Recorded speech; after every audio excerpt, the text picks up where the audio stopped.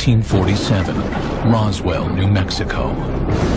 Wreckage found in the desert outside this small town is believed by many to be a UFO. The question is, are UFOs real? The answer is yes. For years, controversy has grown about what really happened here that summer night. Now, a decorated ex-U.S. Army intelligence officer has made a remarkable claim.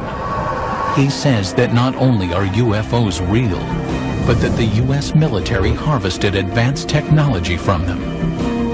He knows this, he says, because he held the technology in his hands and saw alien bodies from the Roswell crash. The humanoid-type body came from the Roswell area where there was a crash in 1947. Why should we believe him? Because of the man that he was, the years of service that he dedicated to the United States of America, and the fact that he was considered one of the top military men in his field.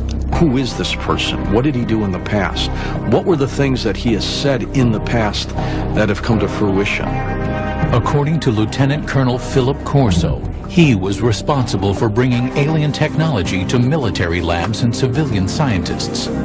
And they used it to make lasers, fiber optics, integrated circuits, night vision image goggles, and bulletproof vests.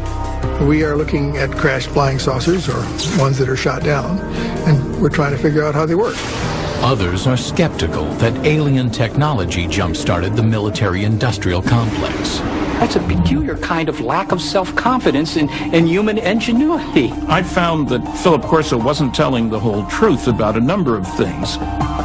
Is Philip Corso's story the fantasy of one ambitious intelligence officer? Or does he confirm that a UFO did crash at Roswell in 1947, and that it launched a secret military program to push alien technology into mainstream development?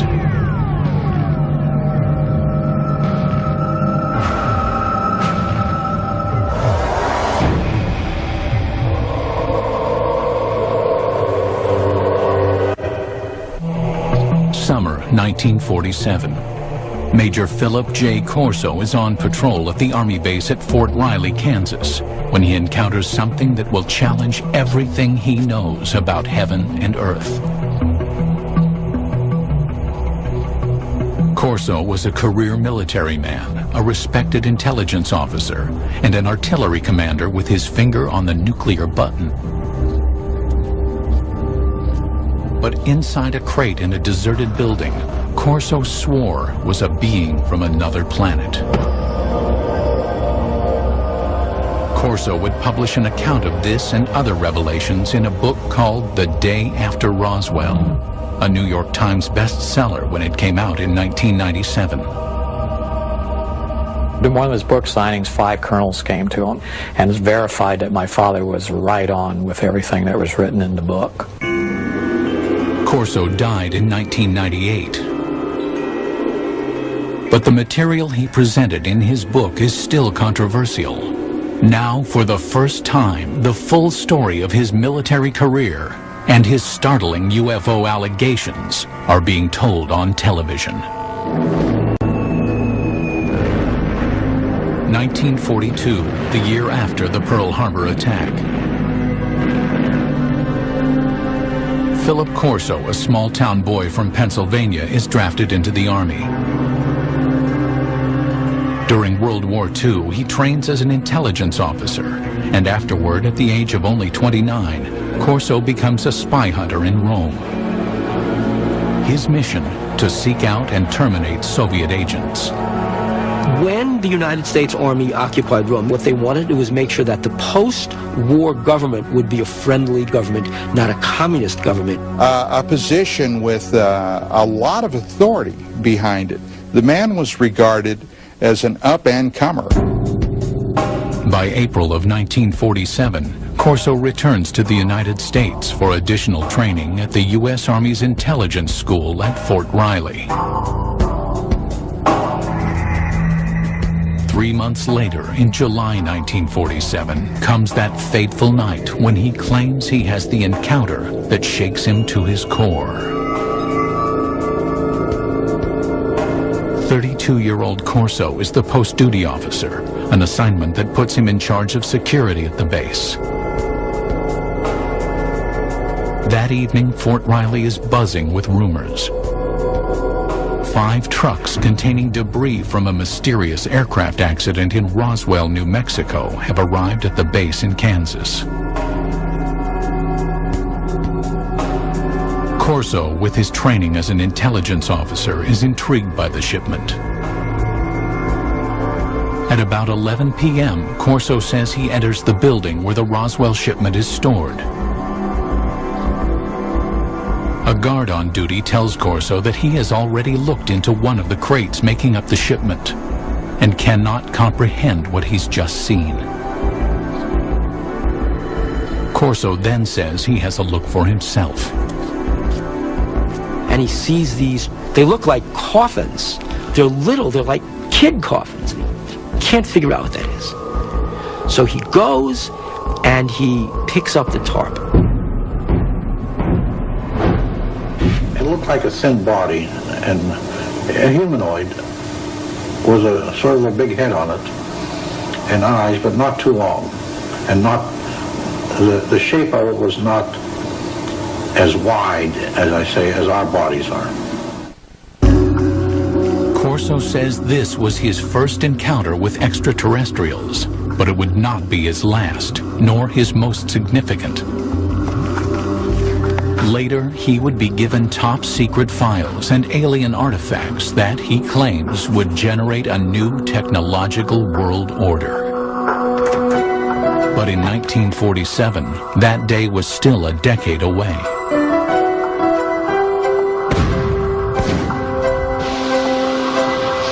The outbreak of the Korean War in 1950 puts a hold on Philip Corso's ruminations on extraterrestrial beings. Corso joins General Douglas MacArthur's staff as an artillery targeting specialist for UN forces. After the 1953 armistice, he remains in Asia, serving as an intelligence officer repatriating American and Allied prisoners of war. I came to know Phil Corso because he had been a special projects officer in the Far East Command for prisoners of war under MacArthur, and then later held the same role and capacity for the National Security Council as a staffer in the Eisenhower White House. According to his military records, in July of 1953, Corso is promoted to the rank of lieutenant colonel. He says he is a trusted advisor to President Dwight D. Eisenhower, informing him of what Corso asserts is rampant KGB infiltration within the CIA.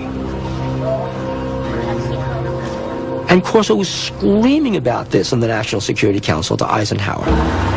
Corso states that Eisenhower rewards him with his own combat command.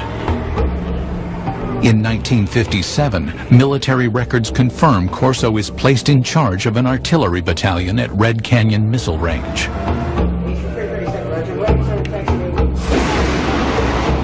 By October of that year, Corso commands the battalion in West Germany, where he develops new targeting strategies for nuclear strikes.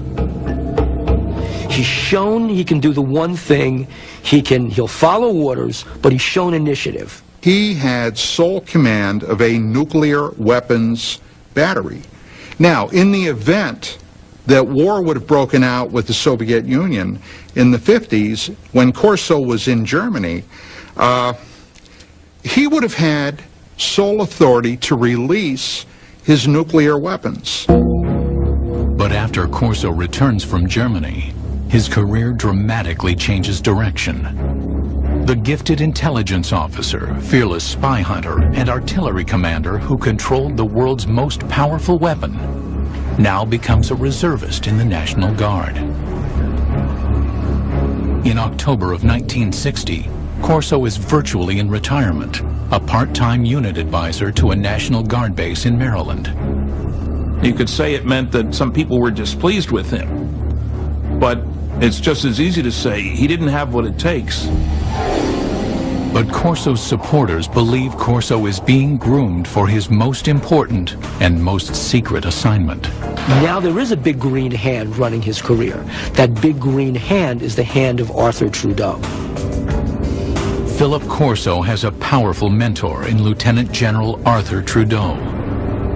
A West Point graduate, class of 1924, Trudeau quickly gains a reputation as a forward-thinking officer, comfortable with high technology. In the Cold War era, he pioneers technological training for intelligence officers, and by 1958 is named Director of Army Research and Development. When Trudeau gets a chance to appoint a deputy, he brings Corso over, and thus begins Corso's stint in Army R&D. General called me and said, "Don, established Foreign Technology Division, and you're the chief of it. And you got an office down next floor under me." Through this point in his career, Corso's Army job history is easily verified by examining military records. Look, he did work in the Pentagon. His office was there. I have the roster. And he worked for General Trudeau, and he certainly knew him well. There's no question about that. But after his Pentagon appointment, the paper trail of his career is harder to follow, and his assertions more difficult to confirm. Corso wrote that his Pentagon job entailed analyzing foreign military hardware, such as helicopter armament developed by the French, or the British military's vertical takeoff and landing fighter. Then the technology would be reverse engineered. The military has had, over the years, a number of projects where enemy technological devices have been recovered by American forces. So one of Corso's jobs was to get this foreign technology, this French technology, and reverse engineer it. And then if they had something good, fed into our own technological timeline. Reverse engineering plays a significant role in the spycraft of the Cold War era. The Soviets used captured American Sabre jets to reverse engineer U.S. technology, and the U.S. captured Soviet MiGs to reverse engineer Soviet technology. But if Corso's routine job involves examining technology from abroad, his task would soon change. Sometime after July 20th, 1961, Corso claims that General Trudeau calls him into his office and gives him an astounding directive. Examine technology captured from the 1947 alien spaceship crash in Roswell, New Mexico. Trudeau has a filing cabinet delivered to Corso's Pentagon office. Inside, Corso says, is proof positive of aliens visiting Earth and alien technology that Corso insists he will use to change the world.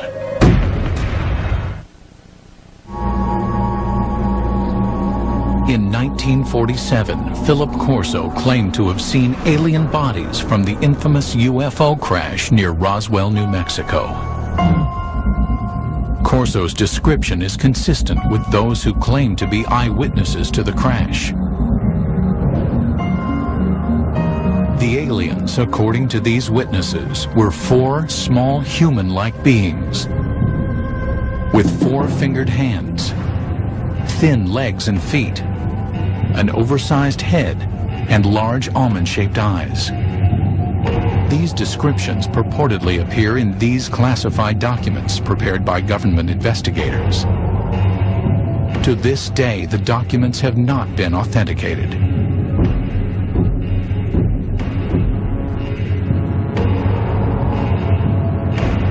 Corso insists that he told no one about what he saw at Fort Riley. But in the summer of 1961, the 46-year-old lieutenant colonel is assigned to a Pentagon project that will force him to recall his eerie experiences. He was assigned to the Army's research development at the Pentagon. Once again, a position with a lot of authority. His goal? To advance U.S. military superiority by a factor of decades. We had enough sense to push it. We had the organization, and we had the money, and we had the brains to do it, and we did it. During the Cold War era, Corso says, there was great government concern that the Russians would gain access to the alien materials. Or worse, the aliens would use their superior technology to invade Earth. According to Corso, an ordinary filing cabinet contains the extraordinary artifacts of the Roswell crash.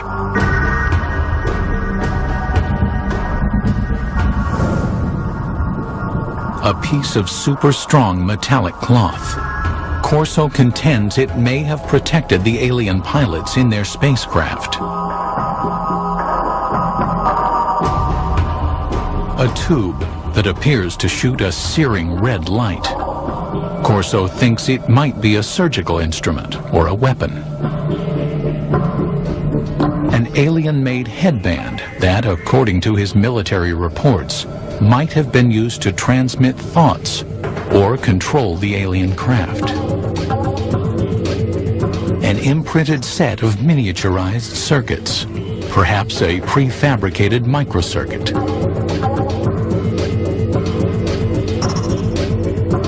A flexible wire that might have transmitted light through its interior. And a lens that could allow anyone to see in the dark, supposedly taken from the eye of an alien being. To better understand the puzzling contents of the filing cabinet, Corso claims to immerse himself in classified government documents reporting on alien technology supposedly found at Roswell. According to the reports that Corso claims to have read, some of the world's foremost scientists, men like Wernher von Braun and J. Robert Oppenheimer, have access to the Roswell crash site. Corso says that Lieutenant General Trudeau greenlights him to assemble his own A-list team. You will put on that team anybody that you want. Engineers, scientists, and even I told the Germans. Told them I'll take a couple of Germans too, in addition to the U.S. scientists. Corso claims that based upon his close readings of the Roswell reports, he developed his own theories about how the alien craft may have functioned. What Corso said was that the spacecraft had a way to jump. It didn't fly from wherever it came from to here. It jumped. And he said that's all they knew, that there was a wave around the spacecraft that allowed it somehow not to be a spacecraft, but a time machine. And the reason is that to travel the kinds of vast distances it had to travel, it had to leave what we understand in physics as a space-time continuum, drop out of that, and suddenly reappear in a new spot. In Corso's personal notes are sketches detailing his concepts. Corso speculates that the alien craft is navigated by a mind control interface fitting the alien cranium. It seemed as though by revolving the headband around the alien brain drawings, you would match up the pickups on the headband with various parts of the alien brain. His background research complete, Corso maintains he is ready to move on to the next phase, distribution. He will hand off the alien technology he says comes from Roswell to appropriate defense contractors for development. Try to imagine what would happen if a spaceship crashed on Earth and there was a fabulous piece of technology and somebody like Corso pulled it out and gave it to research labs and said, here guys, figure out how this works. The result, Corso maintains, will lead to a complete reconfiguring of the world's most advanced technologies.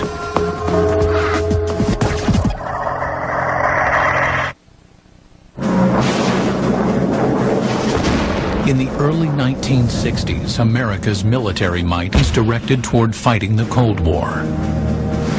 Lieutenant Colonel Philip Corso wants to bring alien technology from Roswell into the fray. By the end of the summer of 1961, he maintains that he begins to contact military weapons labs about his alien artifacts. Now, the Army laboratories also had civilian scientists there, And they developed this relationship of handling classified material. Phil Corso felt very comfortable working through the Army laboratories to the civilian scientists because the clearances were all taken care of by the laboratory. America is dotted with top-secret high-tech labs where civilian scientists work on sensitive military projects. Los Alamos, home of the Manhattan Project, is perhaps the most famous. But in 1961, Fort Belvoir in Virginia is quietly working on a decade-long project to develop night vision engineering. Corso claims he makes this lab the first he approaches with alien technology. In order to get these things reverse engineered properly, you couldn't just take this to a Radio Shack. I mean, it had to go to a place where somebody would understand the technology. According to Corso, Roswell eyewitnesses report that the alien craft has image-intensifying technology. If one went inside the ship and looked out, the world outside would look as bright as day, even at night. There is also, according to Corso, a lens taken out of an alien's eye that has light-enhancing properties. No one knows how the two are related, says Corso, but he knows their potential value. Corso maintains that by the late summer of 1961, he helps researchers at Fort Belvoir by showing them the alien light-enhancing lens and possibly other light-enhancing technology from the Roswell craft. This was a kind of technology that, although we think we have a very clear line of development going back to the Second World War, we take a look at how this technology has literally geometrically exploded over the years. Now, can this be attributed to this technology that was picked up at Roswell, according to Corso? Well, according to him, it can be. Corso says he wasn't able to further develop the alien mind control interface. His theory was that it would only function with an alien brain. But this momentary setback, he claims, didn't forestall development of another Roswell artifact, an imprinted circuit of mysterious design. We also had a little charred chip. Small thing, maybe 3/8 of an inch square, 2 threads coming out, and a little one in the center with thin wires. These came from Roswell. We didn't know exactly the function of these integrated circuits, but we suspected that these were circuits, electrical circuits. Corso asserts that he brings the object to Bell Labs, which had developed the transistor 14 years earlier. He says scientists there were able to analyze and later recreate the alien microchip. What would happen if something like that were to occur? Well, what would happen is, in a very short time, the world would be transformed radically. There's no doubt that after the development of the integrated circuit in the early 1960s, the world is transformed. Electronic devices from the cell phone to the laptop computer become reality. Corso claims the Roswell microchip was supposedly damaged from the crash, but that in his possession is another alien object, this one apparently fully functioning. He knows from reports that when people were shining this thing around, it caused burning on the surfaces that it was aimed at. Corso says he reads classified military reports speculating that the artifact from Roswell, apparently capable of burning holes in walls, is some kind of cutting tool, perhaps used for surgery. At Hughes Aircraft from the late 1950s into the early 1960s, researchers have been working on what would become the first laser tracking and targeting devices for military aircraft. But engineers have run into a snag in their efforts to create a practical device. That is, Corso asserts, until he shows them the alien cutting tool. It did accelerate after 1960-61 because people figured out new ways to make lasers. And as the science advanced, the engineering advanced. Corso's filing cabinet reportedly contains another treasure from the Roswell trove. It was glass tubes. And they emitted different color lights. And those were sent to Bell Laboratories. From that was one of the greatest advancements I think we have today, came out in fiber optics. Many UFO researchers theorize that the spacecraft had no wiring because it was fitted instead with fiber optic cable. Transmitting information with light happens to be an old technology. It dates back to one of the pioneers of the telephone, Alexander Graham Bell, who experimented with a device he called the photophone in 1880.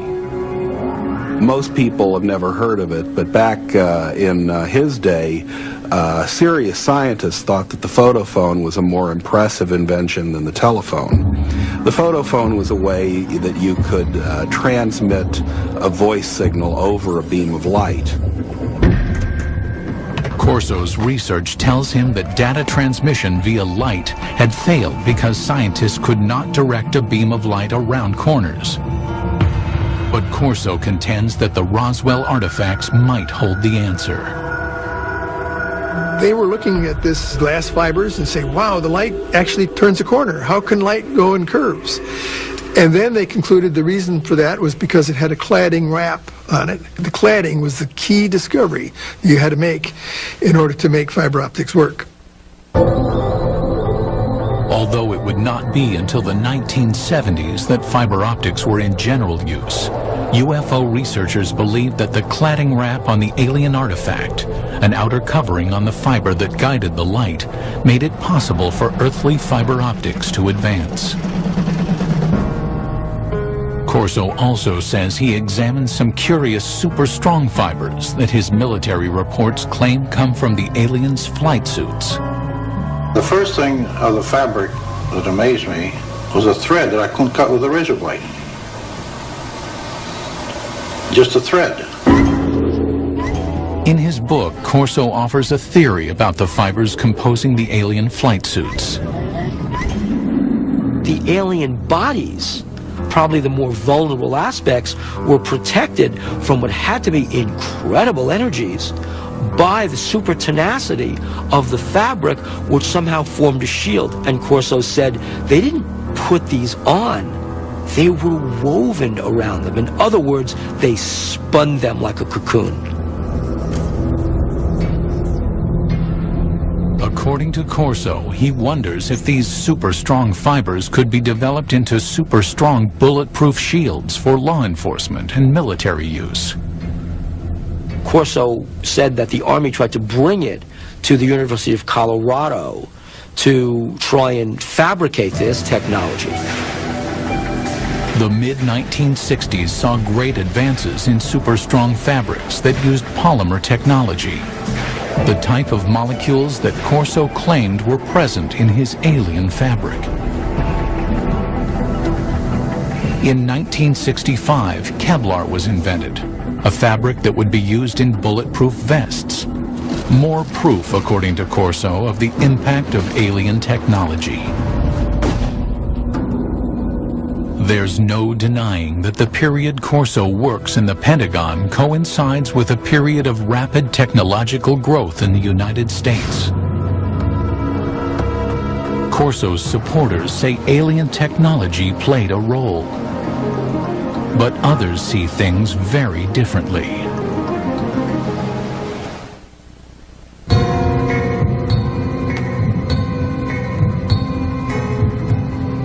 In his best-selling book, The Day After Roswell, Lieutenant Colonel Philip Corso claimed to introduce alien technology from the 1947 Roswell crash to the American military's technological agenda.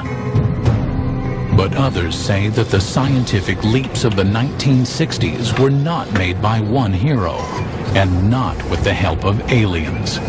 It's nice to think in terms of one heroic person leading us into the new world of far-out technology learned from saucers. That sounds great. But having worked on a whole host of big research and development programs, that isn't the way it works. Look, on the aircraft nuclear propulsion program, we employed 3,500 people. 1,100 of them were engineers and scientists. We were spending $100 million a year. That's the kind of effort it takes to develop new technology. And that was in 1958 dollars at that. Corso claims that the laser jumped from theory to practice after scientists examined the device found in the Roswell crash debris. But to science historians, that's science fiction. The laser is a good example of an invention that doesn't really have a single eureka moment where somebody gets a brilliant inspiration and then they go down into their basement workshop and 15 minutes later they've hammered together a laser. The laser really began back in 1951 when a physicist from Columbia University was taking a walk in Washington. That physicist was Charles Towns. And I woke up early in the morning worrying about it. Why hadn't we been able to get anywhere? It was before breakfast, so I went out and walked out in the park, sat down in the park.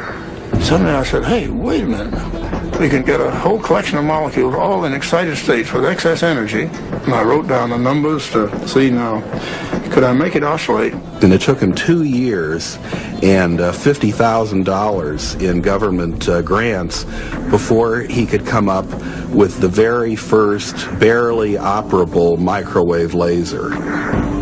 The first laser device used microwaves rather than light. The light-emitting version wasn't functional until 1960, 9 years after Professor Towns jotted down his notes.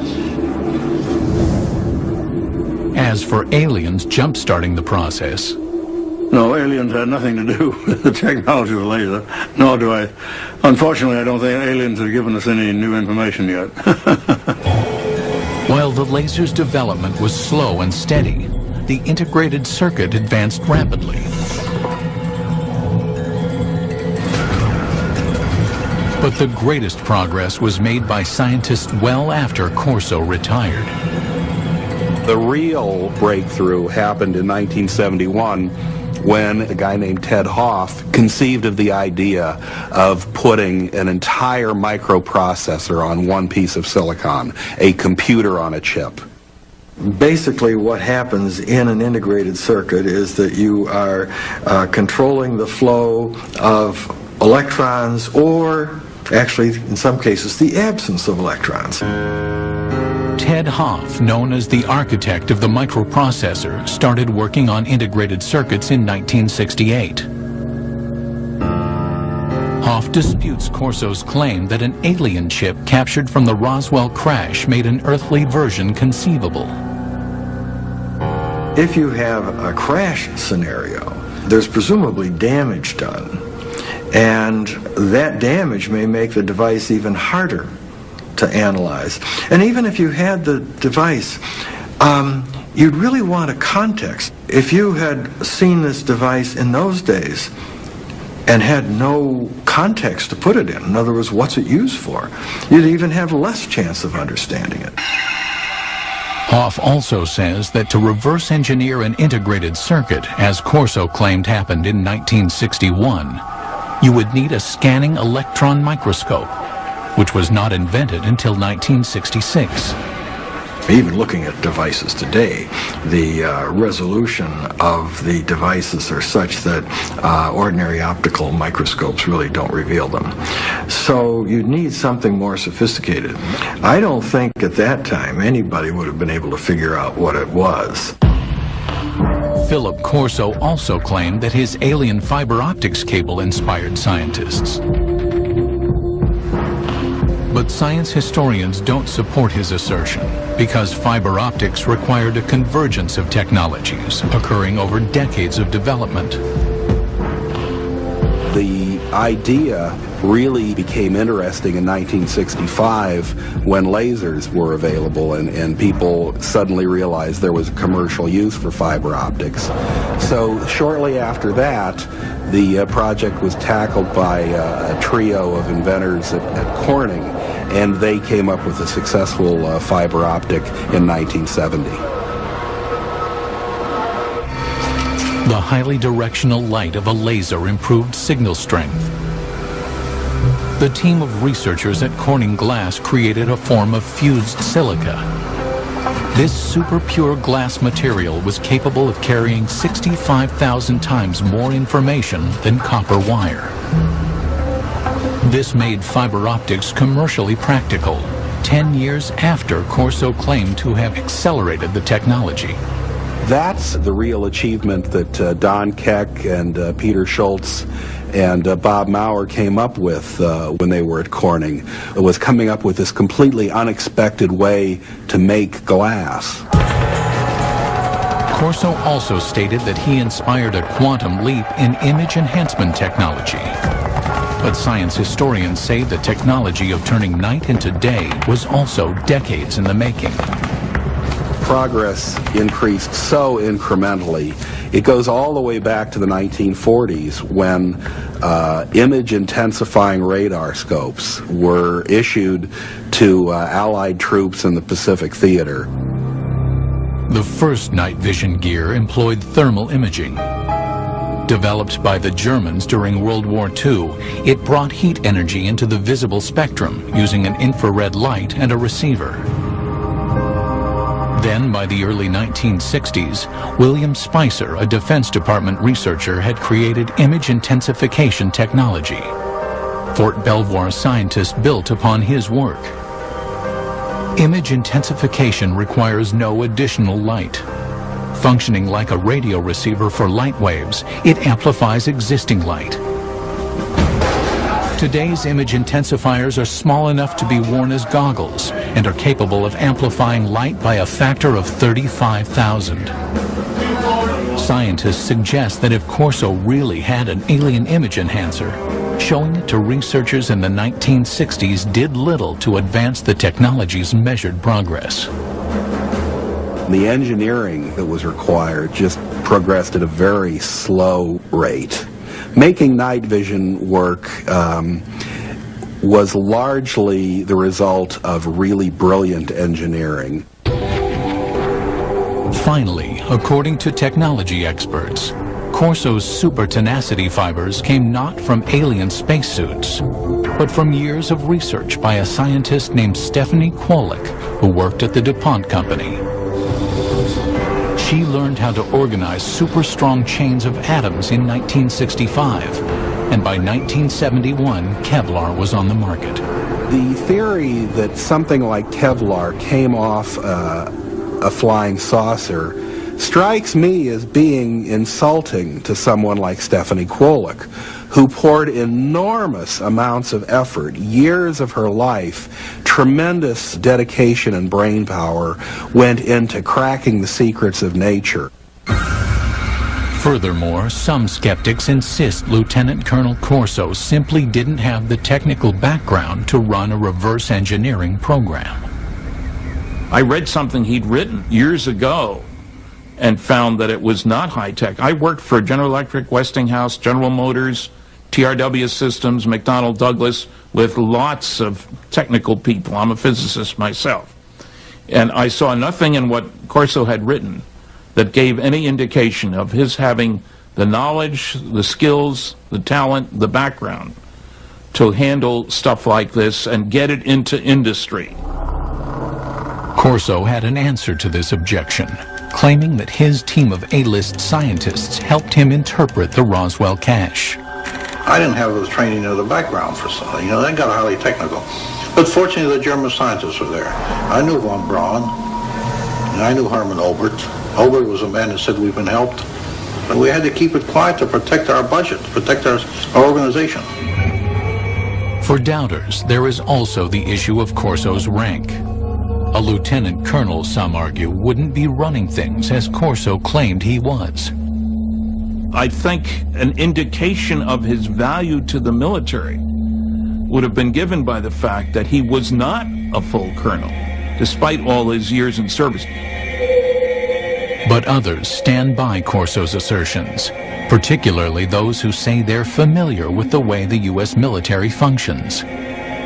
back in those days, you know, a lieutenant colonel had a lot more authority and position than a lieutenant colonel today has. And even today, you've got lieutenant colonels doing quite a bit of the important tactical and even strategic planning and operation.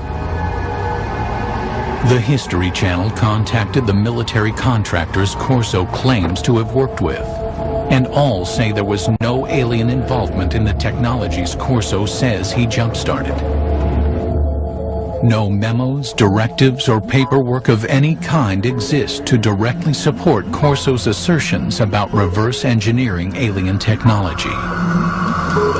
But Corso's supporters say there is no paper trail for a very good reason.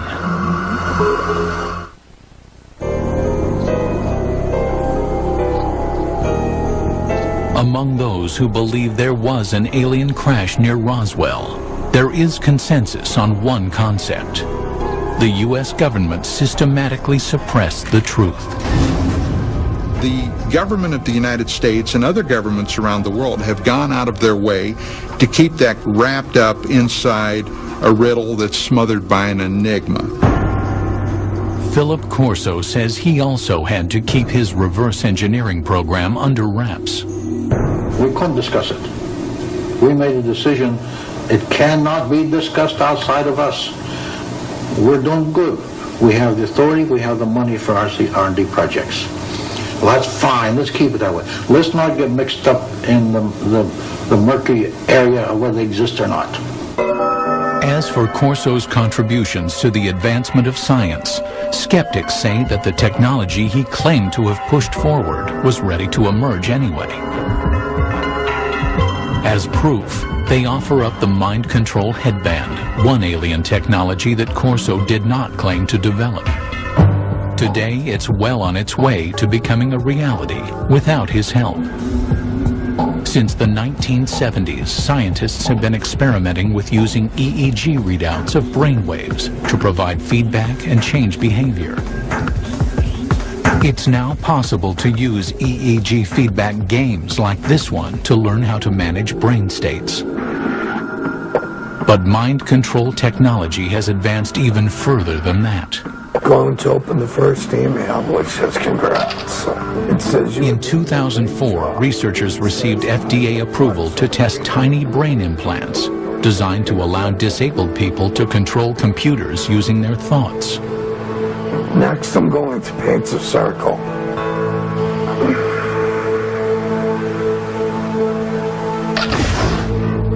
UFO researchers say the government's supposed cover-up may forever obscure the facts of Roswell, and therefore also obscure the truth about whether alien technology played a supporting role in the development of fiber optics, super-strong fabrics, lasers, integrated circuits, or battle-ready image enhancement. Some people think that, for example, aliens intervened in 3500 BC in Egypt to help the Egyptians build pyramids.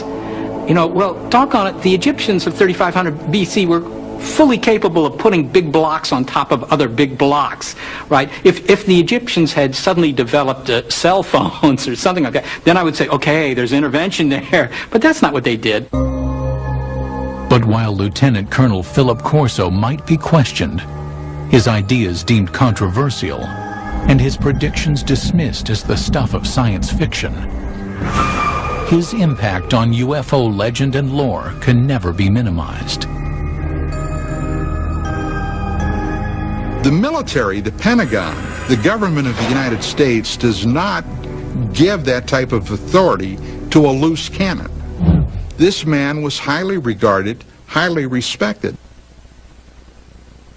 At my age, what do I have to lose? I have to let my grandchildren and my children know this, because how long will I be around yet? And when I go, it goes with me. There must have been many days that Philip Corso said to himself, why me? Why do I have this information? And again, I think that's one of the things that probably plagued him for so many years. It's pretty difficult to keep a secret like that within yourself. Even today, Only 10% of the story is told, my father says. The rest is classified.